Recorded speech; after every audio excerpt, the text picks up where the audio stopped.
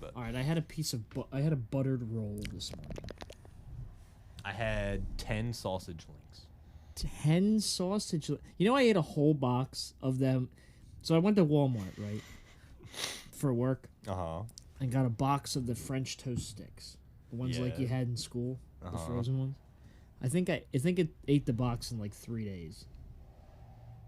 You ate the box and left the French toast sticks? Yes, I ate the box in 3 days and left the French toast. Hey, that's sticks. some good fiber. Yes. Yes. No wonder I'm feeling so good. Look at that belly. That's what it is. It's a mix of cardboard and gas. Cardboard hydrates. Cardboard hydrates. Only top tier comedy on this pod. Well, wait here before you play the intro. Josh gave me one of his liquid deaths. He's squeezed to death. He's drinking the orange. It's supposed to be a mimic of like Fanta, Sunkissed, but it's clear, so it's not going to taste exactly like it. I'm drinking the Rest in Peach, the peach tea, and I've got squeezed to death, the orange flavored one. So here we try it. He's going to try it because he hasn't had any of these yet. Oh, it's not that bad. It's actually pretty good. See? You see? Wait, you don't see it? Yeah. That's definitely going to be something I sip instead of drink. Well, the idea is because it's not soda. Yeah. So it's not going to be sweet. It's not going to be like savory like soda is. But this shit, it literally quenches my thirst. Like I drink this stuff and I'm like so hydrated, it's not even funny. I pee once an hour. Sugar. That's how hydrated I am. No, I can taste the sweeteners, so that's why I'm going to sip it. But it's good, though. It is pretty good. Recycle or die. And that's just one of the flavors you've tried. Yes. The best one I think of these is probably the Severed Lime, because it's the Sprite one. Ah, okay. And because Sprite's clear, it's already... No, that one might be good. I don't have any more of that. I ordered more. It's coming tomorrow. But good. Anyway, roll the intro.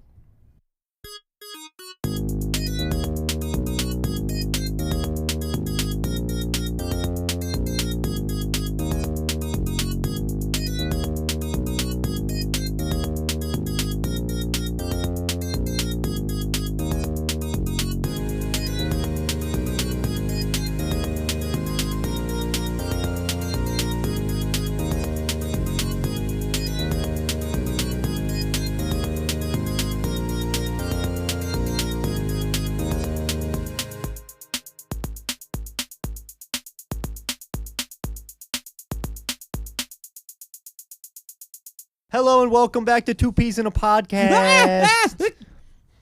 The only podcast that was ever featured in a Hot Wheels track. Okay, that was a good one. That might have been my favorite one you've done yet. Let's go. That was fun.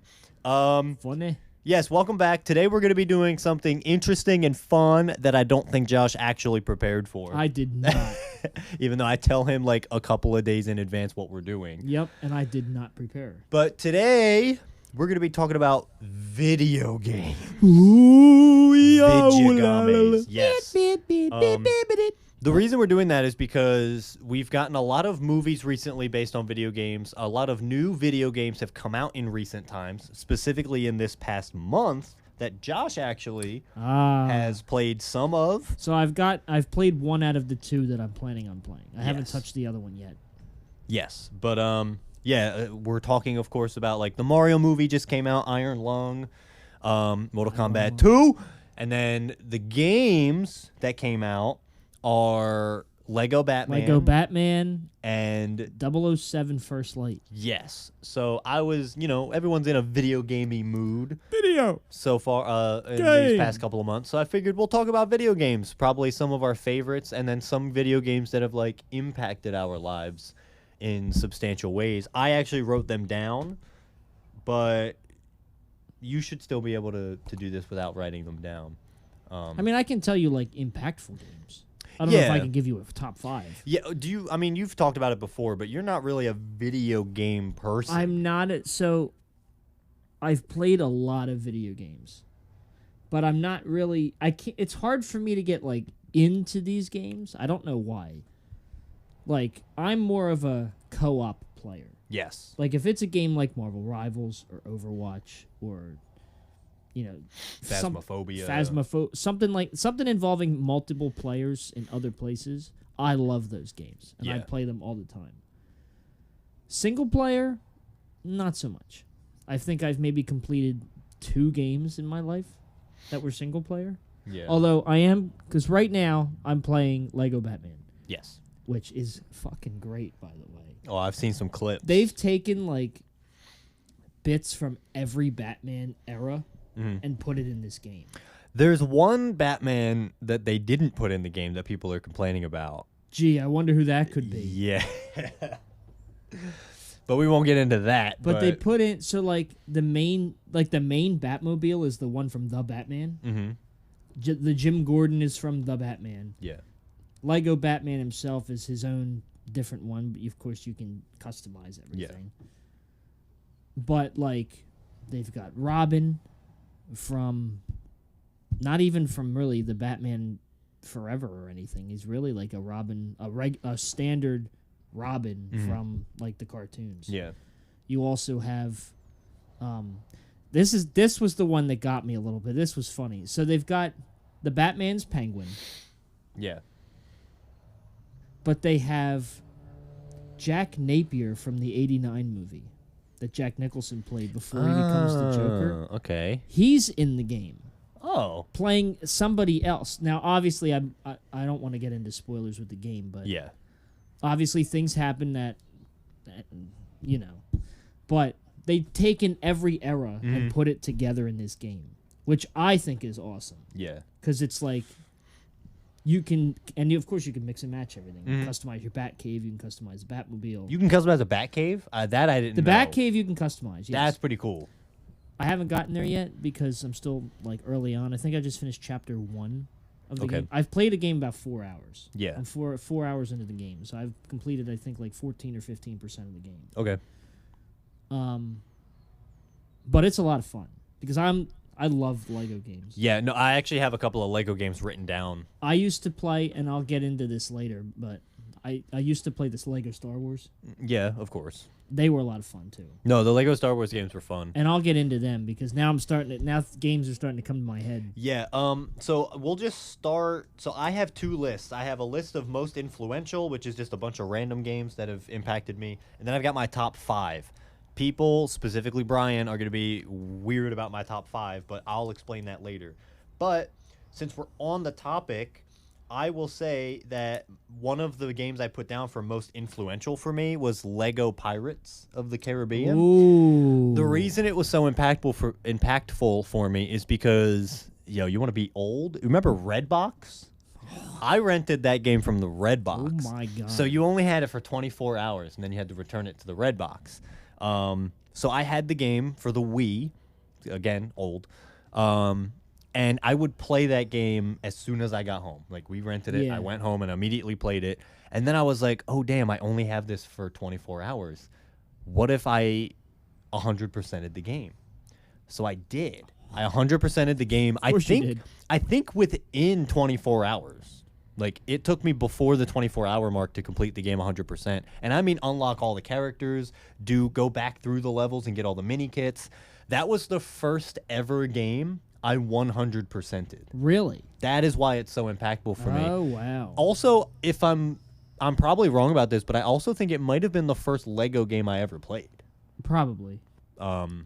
So that was cool, having that kind of experience where it's it's the movies, but they add that little Lego humor to it, which I love because the Batman game, it's still it's Batman-esque, right? Yeah. But it's got the humor in it, the Lego humor. So it's kind of funny when you play it. Yeah, and then because it's different. A bunch of the other Lego games are Lego Marvel Superheroes and Superheroes 2, Lego Marvel Avengers, Lego DC Villains, the Villains one. Do you remember Lego Indiana Jones? Yes, I do remember that one. Lego Indiana Jones 2. No. I don't either. I don't think anyone does. I don't think anyone does. No, the Lego games, though, I'm so happy that they're still going with strength, because, even the worst ones, like Lego Incredibles, which is not a great Lego game, it's still fun because not only is it the main story about The Incredibles and The Incredibles 2, but in the main hub, the open world hub, you can go and collect like Mike Wazowski. You can get Woody from Toy Story. Like you can get these other Pixar characters. Yeah. And then of course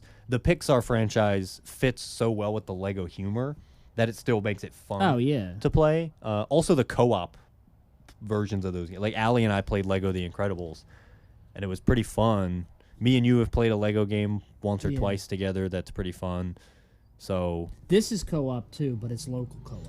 Yeah. But we might still be able to do it at our own houses because I think if you hit share play, I might still be able to play from the house because it'll technically count. Yeah. I don't. We'd have to try that. I'll have to try it. I'll let you finish the game first, though. But anyway, I think an impactful game for me, and this is complete. Well, I will say one that is, since we're talking about Lego, is Lego Star Wars. Not the first, the second one, the original trilogy one. Gotcha. That was the first one I ever played, and I had so much fun with it. It was great. The Lego Star Wars ones are so fun. They are.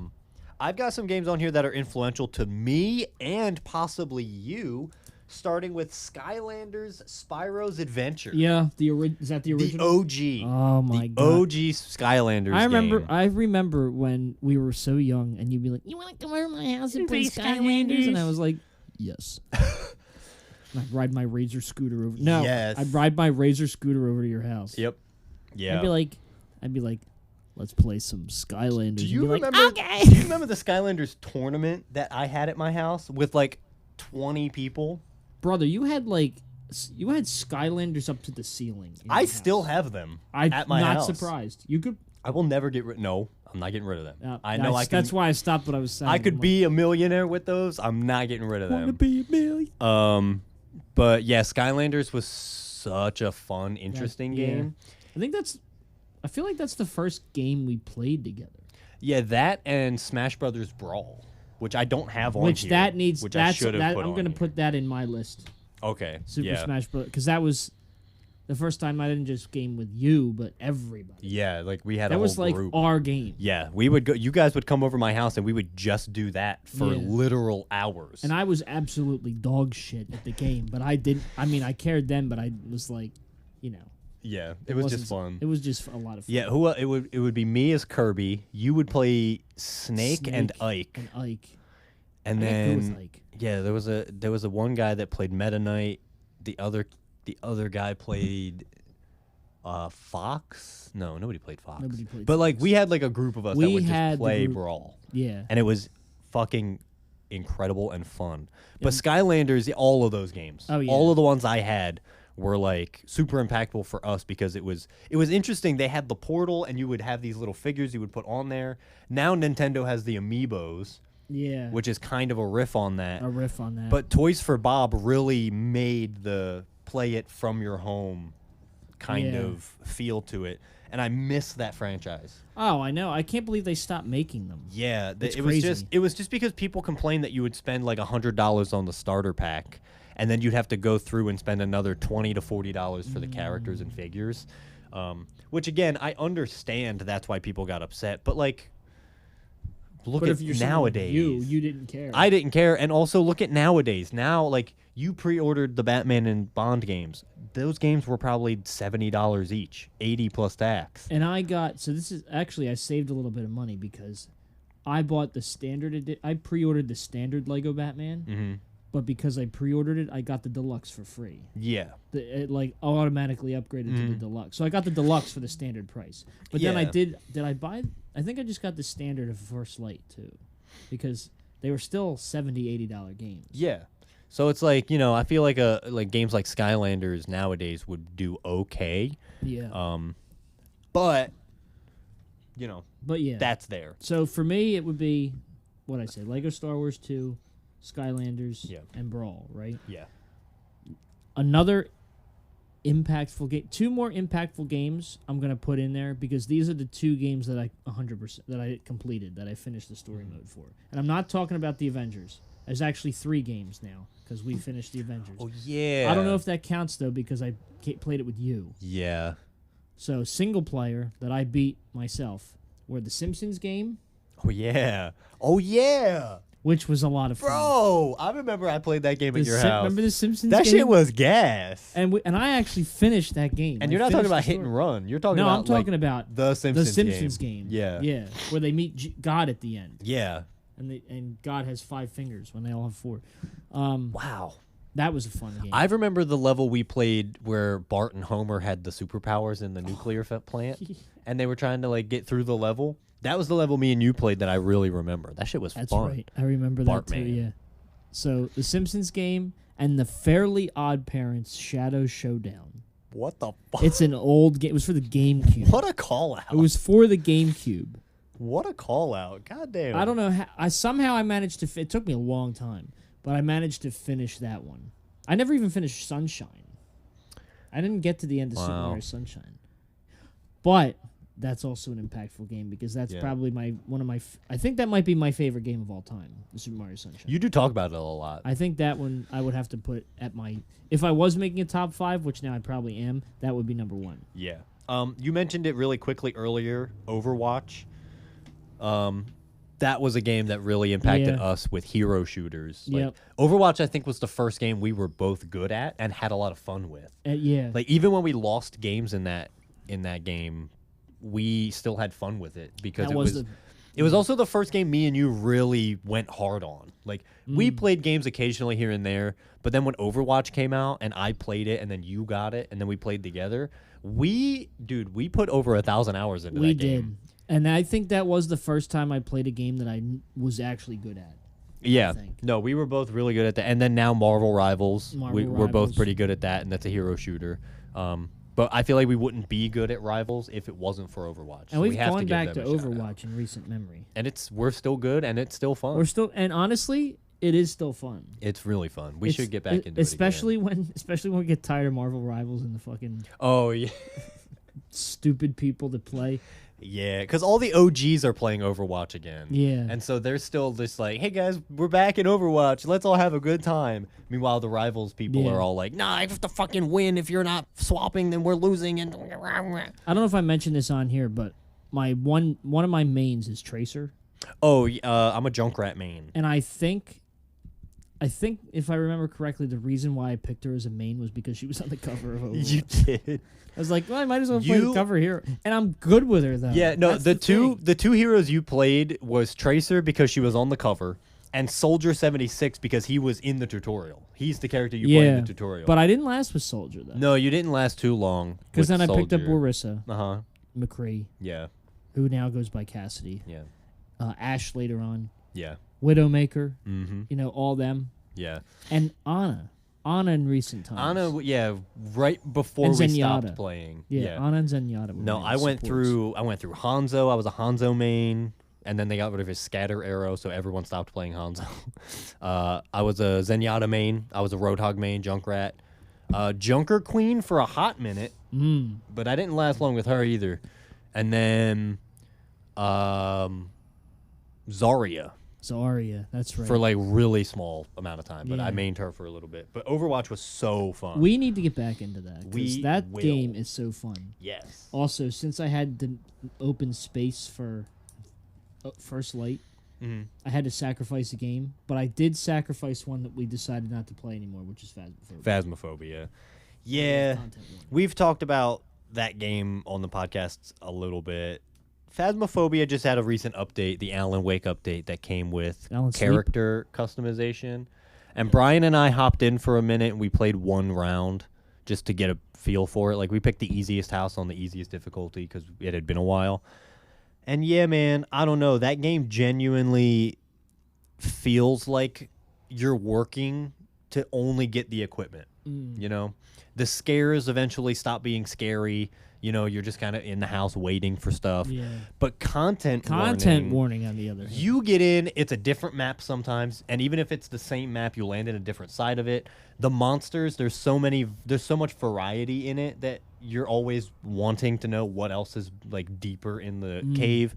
You play it with your friends and like they're introduced to it for the first time and it's super scary and fun. It scared the shit out of me the first time. We got a good scare the first time I played. There's a lot of clips that I have saved. But then like also the aspect of content warning where you have to get footage to film to get views to progress to the story. That aspect of it still stays fresh because it's just like when you film anything else, like when we do the podcast or we do the YouTube videos in real life, you never know what's going to happen or who's going to say what, you know? Like, I'll be recording Brian, who will be doing a funny bit, and then all of a sudden you'll be in the background screaming, being like, guys, it's breathing fire! And, like, that doesn't happen every time. It's breathing fire! So that's what makes it fun. So I think content warning is definitely a really, really good horror game for a group of friends. Oh, absolutely. Yeah. Agreed.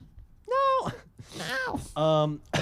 Going back into the Mario world a little bit, I'm not a Mario guy. I like the Mario games and I like that whole thing, but I'm more of like a Smash Brothers guy. I also just prefer Sonic. But a Mario universe game that I love, Luigi's Mansion. Bro, all three of them. I forgot about Luigi's are fucking Mansion. great. I forgot that there were 3. Yeah. The third one came out a couple of years ago, and it was still really good. It had Gooigi. Oh, I had the OG for the GameCube. Yeah. I had a lot of games for the GameCube. Yeah. But Luigi's Mansion was so fun. Because, like, Luigi's obviously the better brother. We did that in our tier list. Luigi's better than Mario. Oh, yeah. I just thought of another game that kind of is, like, impactful. I didn't really get through it that much, but I did have a lot of fun playing it. It was Metroid Prime 2. Well, yeah, you did mention that. Because I had the trilogy for the Wii. Yeah. Now, they were, granted, they were GameCube games, but they were transferred to the Wii. But yeah. 2 was always my favorite. I don't know why. I think it was because I thought it was cool that you could go from, like you were going, like, because in the game you go back and forth between the light and dark universes or whatever. And I just thought that was such a cool concept. Yeah, I didn't really ever play Metroid like that, but I know of, like, the lore behind it. The Prime games, I think, are probably the best ones, in my opinion. Okay. Which is crazy because that's probably a hot take. But Maybe. 2 was always my favorite. Yeah. I always enjoyed 2. But I did love playing all 3 of them. No, I really wanted to play Metroid games. I just never really got into them like that. I will say, when I get into my top 5, I'll explain this now. My top 5 is going to be recent games, only because when I was younger, and we're talking about these older games now, I played them, but I didn't appreciate them for what video games could be at the time, you know? So, like, a lot of them I don't remember because I just kind of played them because I was like, it's a fun thing to waste time. But recently, probably honestly since 2018, which is a little tease for my top 5, I started appreciating games for what they could be and the potential they have. I think I know where this is going. So, again, I'm not going to go into my top 5 yet. I'll save that for the end. But, so, like, another influential game that I have to mention, and I don't know if Bren is listening to this, because Bren and I played the fuck out of this game, Little Big Planet 3. Little Big Planet Specifically 3. 3, I think, is the best one. We put so much time into that game, the little sack boys, and you could customize the little pod that you were in by using the decorations you got in the levels. Yeah. I don't know what the story to that game is, or if there even is a story, but man, oh man, with that shit. And you could slap your friend if you held L2 and wiggled the controller, and your Sackboy would just go and smack them. That shit was funny. The amount of times I smacked Bren in that game. I know the story. It's 3 planets. Little planet, big planet, and Planet. And planet. Yeah, no, but that game was also fun because it was similar to, like, the Lego movie where you find out at the end that it's real people doing it. And Little Big Planet 3 really, it starts with little kids in a classroom going to recess, and then these sack boys are just in their little pod doing stuff. So you realize the levels they're going through are the kids playing with the dolls going through the levels. That's really, and then the decorating of the pod is you are the kid decorating the pod with regular household shit, like, you know, pipe cleaners. That was how the end stickers. of the Lego movie went? Yeah, with Will Ferrell. Remember, Will Ferrell showed up with his kid down in the basement, and he was just like, you can play, but if you play, your sister's got to play. That's right. Yeah. I forgot about that. The existential dread. The existential dread. You know, that Little Big Planet 3. The episode of Fairly Odd Parents where it shows the animator of the Crimson Chin, and it's Patton Oswalt wearing a Crimson Chin shirt. Yeah. But yeah, Little Big Planet 3 the gorilla was really impactful for me. I'm just gonna go through them. Minecraft. Everybody played Minecraft. We don't have to really talk about that. I remember we played Minecraft, and there was a friend we had, and you lived next door to him. We would open your kitchen window and his bedroom window and talk to each other from there. That's right. While we were playing Minecraft. That was fun. Undertale was one of the first games that really introduced me to what video games could be, and also made me realize how important music is. The Undertale soundtrack video games is probably one of the greatest soundtracks in a video game. The soundtrack to Undertale's in my top 5. Spoiler alert, the game itself is not in my top 5. Really? No, it is not in my top 5. I don't think a game... Oh, God, I'm going to get so much heat for this. But I don't think games that are meant to be hard on purpose are games that I enjoy all that much, like all the FromSoft games. Like, Brian is a huge Dark Souls and Bloodborne fan. I am not. The only game I ever played that I enjoyed that it was hard was Cuphead, and I still didn't finish that game. You know what game that I just thought about is probably would be in like number 5 of my top 5, but it's one that I loved and you hated because you got stuck one time. Fuck you. Was The Incredibles Fuck video off. game. I couldn't catch the fucking bus. I could not beat the bus to school. This guy, there's a mission. I can't speak. There's a mission where Dash has to beat the school bus to school because he misses the bus and he has to run fast enough and avoid hitting things and avoid crashing to reach school before the bus does, or else he's going to be late. Not a hard mission, right? You would think. For him, it was like hell. Dude, I just could not fucking beat the bus. You know what? The one I got stuck on was the first Omnidroid fight in the vault with the lava. I played that level. I was stuck on that for a while. I played that level at your house, and I didn't have any problems with it. It took me a while. I could not beat that fucking bus. Yeah. I could beat the fuck out of an Omnidroid. Which is funny because the Omnidroid mission is after the bus one. Oh, is it? Yeah. Oh, I thought... No, yeah, the bus is before that. Oh, I've played the volcano Omnidroid fight, though. Maybe did someone else beat the bus? Me. Oh, did you? Me. But you beat the bus and couldn't beat the Omnidroid. I couldn't beat the bus, but I beat the Omnidroid. See, this is why we play games together. But the thing is, that game is still really fun, though. It is. It's a it good was game. Kind of fun. Like, it's a good game. I still remember the first mission, and you get the tutorial, and it's Frozone now. He's like, "Yo, what are you waiting for?" All right, you don't know what to do. There's a couple of games we did like that. Like when you played Spider-Man, the first one, you could not beat Kingpin, which is the first tutorial fight. I had to beat it for you. And then Shadow of the Colossus, you couldn't beat like the second or third Colossi. I had to do it for you. Shadow of the Colossus is a good game, though. It is very good, which, we'll get into. Oh, I know. I'm going to throw in a little horror game. Horror? Yes, going a little bit back to horror games. My favorite horror game of all time, Layers of Fear. That game freaked me the fuck out. How many layers you got? I think I got to like 9th layer. Yeah, I don't know. It's been a long ass time since I played Layers of Fear. Maybe it's a bad game, but back then I was just like, oh. But it was the first horror game I genuinely powered through to play because I was interested in the characters and the story, which I think is what a horror game should be. You know what my favorite horror game is? Oh. And it's another game that I did finish. Oh. Amnesia, The Dark Descent. Yo, why did I not put Amnesia down? Damn, that game was fire. And I made it to the end, I think, of that game. If I remember correctly. We played that game together. That game, oh my God, was terrifying. It was all over the place too when it came out. Oh yeah, all over YouTube. Everyone was playing it. Everyone wanted to play it. I think I watched PewDiePie play it first. Yeah, I watched PewDiePie play it, and then I think was it Mark or was it PewDiePie that I watched play it? I watched Pewds play it first. I think I watched him first, and then I watched Mark play it because Mark at that point had played Cry of Fear, I think. Yeah, but I wasn't a fan of him yet. You know, another horror game that we loved, Slender Man: The 8 Pages. Or Slender the Arrival, whatever it was called. It was the 8 Pages. The 8 Pages, I think, is better. Is that the OG Slender Man game? That's the one where you just have to go through the woods to collect the pages. Yeah. Dude, that one was scary. That one was scary. Like, and The Arrival was scary, but not... I think the 8 Pages was scary. 8 Pages was scarier, mainly because the more pages you collect, the more aggressive he got. And there was no music. No. Dude, the crunching of the leaves rains in my head every night. That fucking sound.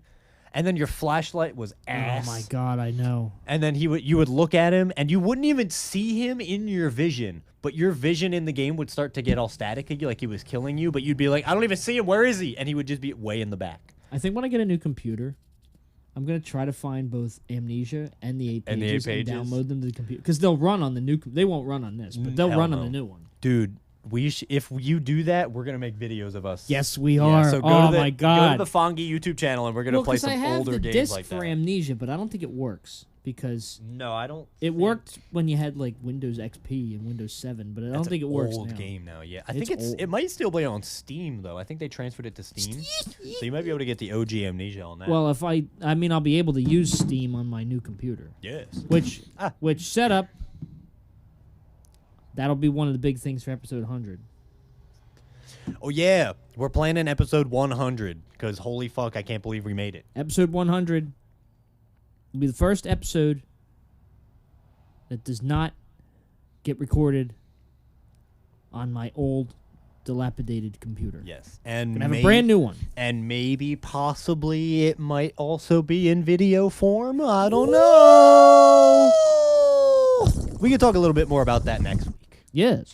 But we will. For now, a survival game that impacted me mainly, but I don't know about you too much because I don't think you really ever played it. You probably watched someone play it. Subnautica. I played it a little bit. Subnautica, after Minecraft, was the survival game that really impacted me to be like, wow, video games can look beautiful but still be scary and stressful. Well, the water is scary. I also do have a fear of the water. H2O.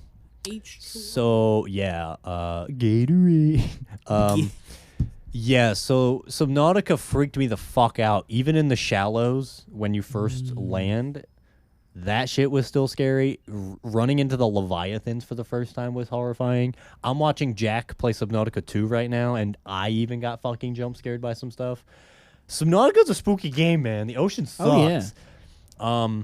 Another quick one that also had the ocean was like, what was it? Stranded Deep. Stranded Deep. I played Stranded Deep, I think. Stranded Deep was scary, but I kind of wanted it to be a little bit more, like, I just wanted to be like paddling around and then at some point just see like this giant tentacle breach the water. Not get attacked by anything, but just see a giant tentacle breach. Oh, yeah. Like that game could have been a Lovecraftian survival horror game in its later years, and it just never hit that, and that sucks because I feel like that would have made the game super incredible. But I also do like that it stayed realistic to its roots. You know what survival game I think might be at the top as far as my favorite? It's one we played together. It's called It Takes Two. Yeah, It Takes Two. That was a lot. I enjoyed that. Yeah, I beat that game twice. I beat it with you, and I beat it with Allie. Oh, that's right. Yeah, that game is really fun. It is a good game. Yeah, and we had a lot of fun playing it because it's a survival thing because you're tiny. Yeah, it's a survival story mode game, but it's a co-op game, but it's so good. And it's not, for those of you that somehow have not seen or heard or played It Takes Two, it's not survival in the sense where you have to eat and like actually keep your health up and live. It is more of like a platforming co-op game, but like it is a survival game because every now and then you will just get attacked by random things. Oh yeah. And you both have abilities that help you attack, but you can also combo your attacks together, but you have to coordinate it properly. And you also need to do that to solve the puzzles. Yeah. So that part of the game was really, I think that was one of the games that really solidified our cohesion that eventually bloomed in the future, which is why the podcast exists now. Like, that game really had us mind meld to the point where now we are just one of the same mind. We're like brothers, only closer. What? Yeah, no, that game was fun. Last game I have for influential, and then I'll get into my top 5. Ben 10 Cosmic Destruction. Why am I not surprised that there's been something Ben 10 related? I almost put it in my top 5, but it's been so long since I've played it that I kind of don't remember what the story is. But Cosmic Destruction is the best Ben 10 game because I think it takes place during not during, but like in the same what am I trying to say? Same hoo-ha? I think it's the Ultimatrix that he has. The Ultimatrix that you don't know is the Omnitrix he has, where he can then evolve, I'll use as the word, his aliens to like the ultimate forms, right? So you had like Ultimate Humongousaur, you had Ultimate Echo, you had some other characters, like, for those of you out there, Armadillo, Energy, Amphibian. That game was incredible. You could also, I think one of the final battles was you played Waybig against an evil Waybig. Ooh. That shit went hard, bro. I bet it did. It was so fun because it was like semi-platforming, but it was also fighting, and it was like, I don't know. If you've played it, you know that game was incredible, and I can't find it anywhere because I want to play it again. Maybe I'll just talk about Ben 10 so much, but I'm not surprised that there was a game in your list there. Ben 10 is just the GOAT, bro. He's just that guy. The go-at. Yeah, and you know what? I wasn't gonna tease it, but I will tease it. Josh is gonna be reacting to the first episode or two of Ben 10.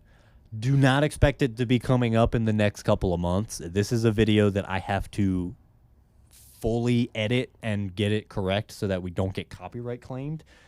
I'm also really busy right now and personal, but expect a video of that coming in the future on the Fongie Corporation YouTube channel because I'm excited for Josh to watch it. And if I like it, hey, then he likes it. No. Any more influential games you can think of?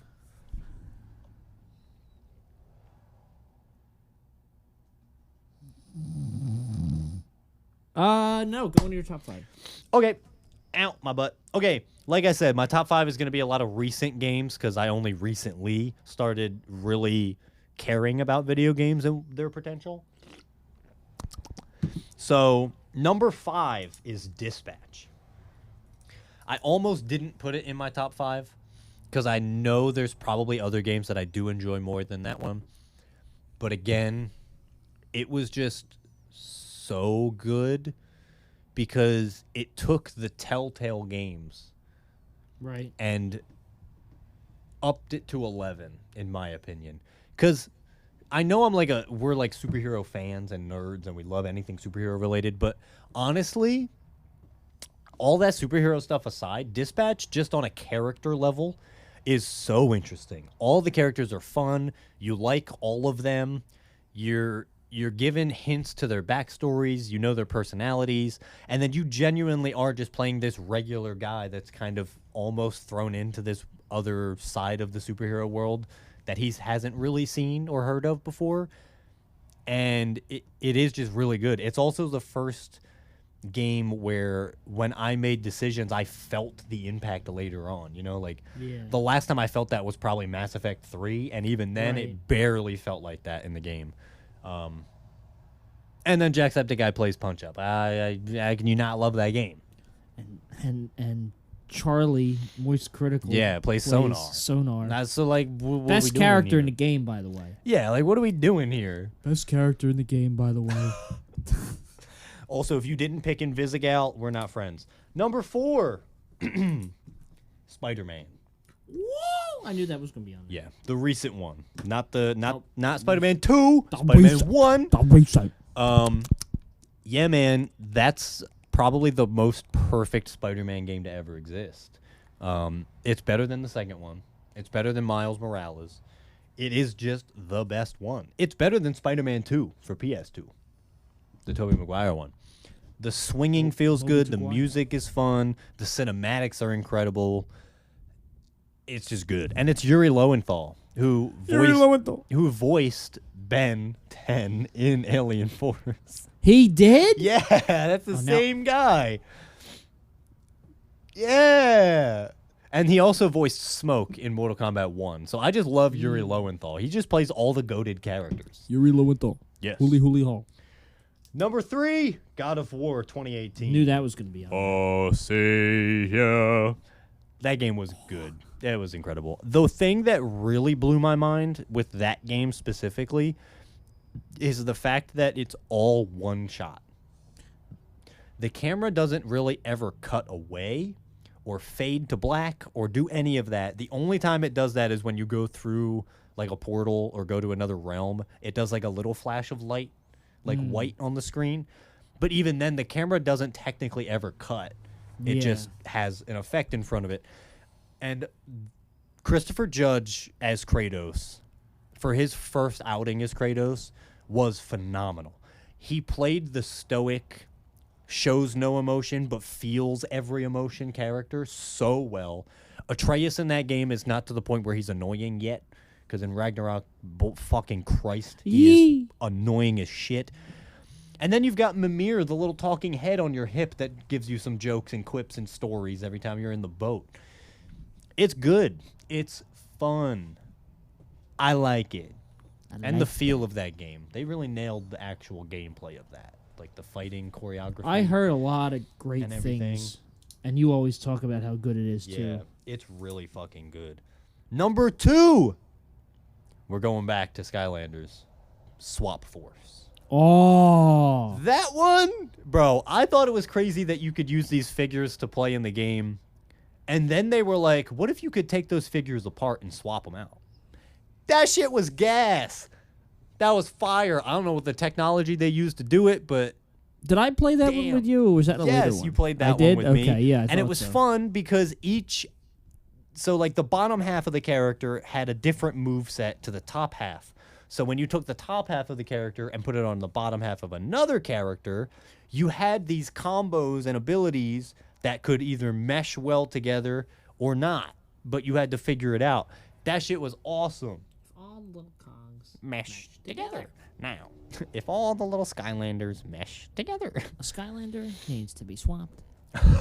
No, but that game was fun. Because, like, I would play a character and you would play a character. And then you would be like, oh, I want to try out that character, but you're playing him. And I'd be like, don't worry, I'll just pop off the top half and give you the top half. Wow, decapitate my Skylanders and gruesomely sew it back to yours. Ned Stark that shit. Yeah, so Skylanders Swap Force, incredible. And then, obviously, number 1, I have a tattoo of it, Shadow of the Colossus. Shadow of the Colossus. That game will always be my favorite. Scale, the music, the story, the fucking vibe of it. It's basically open world. Oh, yeah. It's incredible. It looks beautiful, sounds beautiful, it plays beautiful. That game is beautiful. It's beautiful from start to finish. And The Last Guardian, it's like predecessor, is okay. I played the game, I beat the game. It's okay. It's fun. I don't know. Okay. What was the cat's name? Trico?